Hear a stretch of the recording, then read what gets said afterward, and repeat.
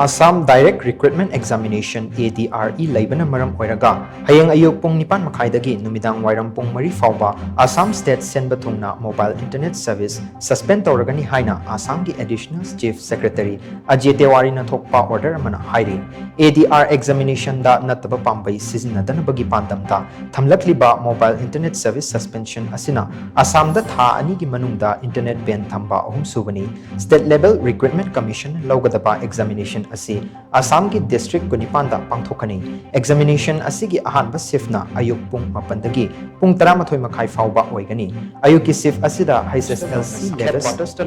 mapigani HSLC level post singi examination pangthokani masida chaurakna candidate lakh nipan lising kuntarit ka chama kunthra romna examination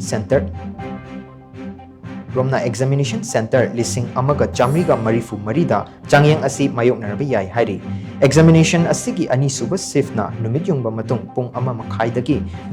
numidang wairam pung mari phaoba pangthokani masidana class 8 level post singi candidate singna saruk yagani examination asi center chanipan nipanda pangthokadabani amadi candidate lakh manga lising yankhai nithoi supna anina tharaba yai hairi